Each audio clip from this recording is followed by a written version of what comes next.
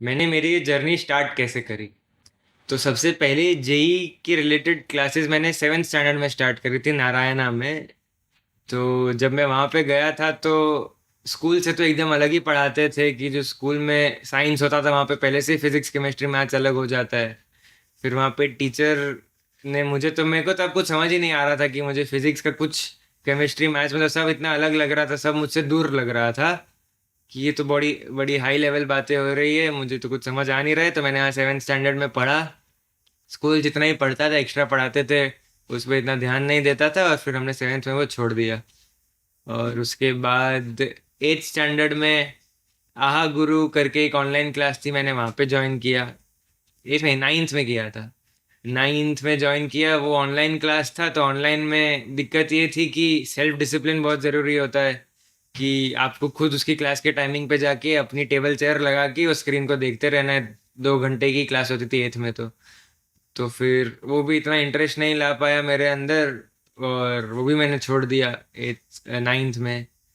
Tenth तो तभी Covid ख़त्म हुआ था, स्कूल्स टेंथ के सेकेंड हाफ में स्टार्ट हुई थी। बोर्ड्स भी हमारे 2 टर्म में कर दिए थे तो उसमें भी पढ़ाई इतनी सीरियस हो नहीं रही थी। तो टेंथ की एंड में आते आते वापस से तब के टाइम पे मैं जेई का सोचता ही नहीं था कि जेई भी मुझे देना है, यार ये तैयारी करनी चाहिए। सेवेंथ में सोचा था, फिर सेवेंथ में जैसे ही छोड़ा तब सबके दिमाग से निकल गया कि जेई करना है। फिर जब टेंथ एंड होने लगा तो मेरे पापा ने वापस से धीरे धीरे रिसर्च करना चालू किया कि अब कैसे स्टार्ट करें, क्योंकि मोस्ट बच्चे 11 से स्टार्ट कर लेते हैं। और मेरे टेंथ की एग्ज़ाम भी आधे टर्म में हो गई थी तो इतना उसका कोई स्टडी वर्कलोड था नहीं। तो तब हम लोग ने सोचा कि ऑनलाइन ज्वाइन करें या ऑफलाइन ज्वाइन करें। तो धीरे धीरे ढूंढते ढूंढते हमको ई सरल मिला।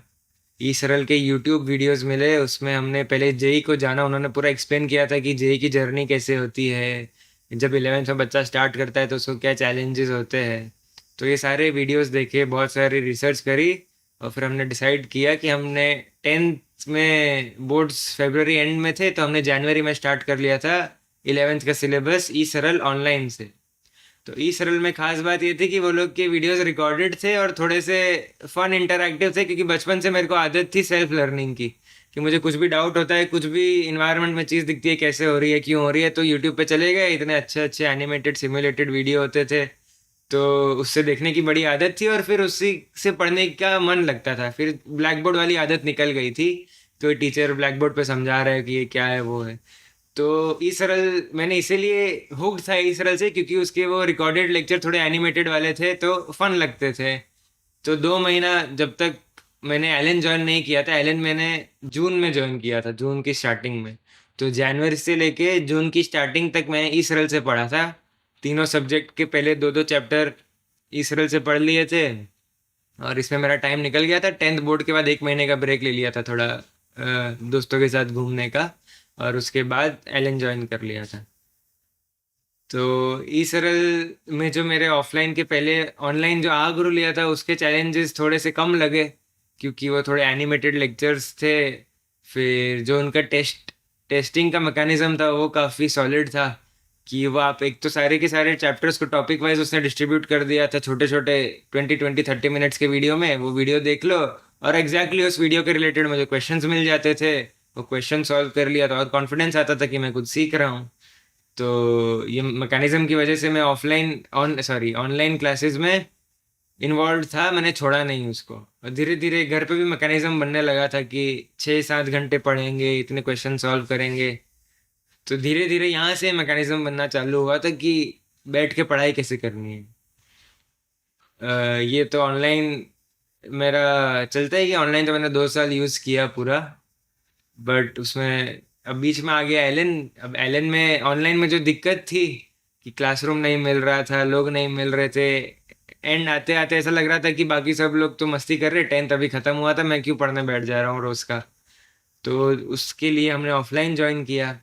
ऑफलाइन ज्वाइन एलन में किया तो उससे उसके फ़ायदे मिले कि वहाँ पे थोड़ी कॉम्पिटिटिवनेस फील होती है, बाकी बच्चे होते हैं, टीचर से फेस टू फेस इंटरेक्शन होता है, आप इंस्टेंटली वहाँ पे क्लास में डाउट्स पूछ सकते हैं। तो हमने ऑफलाइन के पूरे फ़ायदे लिए, जो डिसिप्लिन बिल्ड होता है।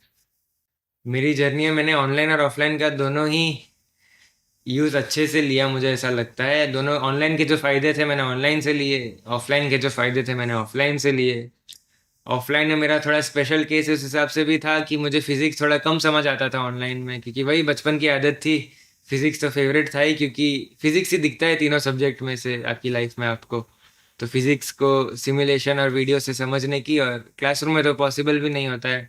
बट उसका एकदम ही अपोजिट ई सरल में सारांश सर और सत्यम सर ने जैसे फिजिक्स पढ़ाया है, कि जैसा मैं पढ़ना चाहता था वैसे मुझे वहाँ पढ़ाया है। तो मैंने मेरा जितना भी फिजिक्स का सिलेबस था 11th और 12th का, एकदम 12th के सिलेबस से एंड तक एलन के साथ मैं वीडियो देखता था, कि एलन में अगर ये चैप्टर पढ़ाने वाले हैं तो मैं सेम वीडियोस लेक्चर के पहले या सेम डे लेक्चर के उतने वीडियोस इस तरह से देख लेता था। जिससे मेरा फिजिक्स एकदम स्ट्रांग हो गया और फन हो गया, कि मेरा favourite subject throughout my preparation physics ही था और स्ट्रांग भी था। तो मैंने ऑनलाइन का वैसे भी फ़ायदा उठाया। और ऑनलाइन में जैसे ऑफलाइन में आप जाते हैं तो तीनों सब्जेक्ट की मिल के टेस्ट सीरीज टेस्ट लेते हैं 3-3 घंटे के, ये लोग फिजिक्स केमिस्ट्री मैथ्स के। बट ई सरल में मुझे टॉपिक वाइज एक चैप्टर के मेंस लेवल के और एडवांस लेवल के क्वेश्चंस अलग से करने के लिए मिल जाते थे। किसी भी एक चैप्टर फिजिक्स का पढ़ लिया तो सिर्फ उसी के सवाल सॉल्व कर लो, सिर्फ मेंस लेवल के या सिर्फ एडवांस लेवल के। तो टॉपिक वाइज दिक्कत पता चल जाती थी कि चैप्टर तो पढ़ लिया फिजिक्स का, उसमें मेरा टॉपिक कौन सा वीक है, वो भी मेंस लेवल में और एडवांस लेवल में। तो ये ऑनलाइन की खास बात हो जाती थी। तो मैंने मेरी पूरी प्रिपरेशन के दौरान ऑनलाइन और ऑफलाइन दोनों का ही यूज़ किया, और जो दोनों के बेस्ट पार्ट्स थे उनका यूज़ किया। तो मैं भी यही रिकमेंड करूँगा कि अगर आप ऑफलाइन कोचिंग तो लेंगे ही, बट उसके साथ अगर आप एक ऑनलाइन कोर्स भी ले लेते हैं ई सरल जैसा। ई सरल इसलिए क्योंकि वहाँ के जो तीनों फाउंडर्स है खुद आईआईटीएंस और एक ही फैमिली से है। तो मुझे ऐसा लगता है कि वो सारे एस्पेक्ट्स को समझते हैं, पेरेंट के एस्पेक्ट को, टीचर के और स्टूडेंट के। और उन्होंने मुझे बहुत सारा अच्छे से गाइड किया है जब तक मैं एलन ज्वाइन नहीं करा था।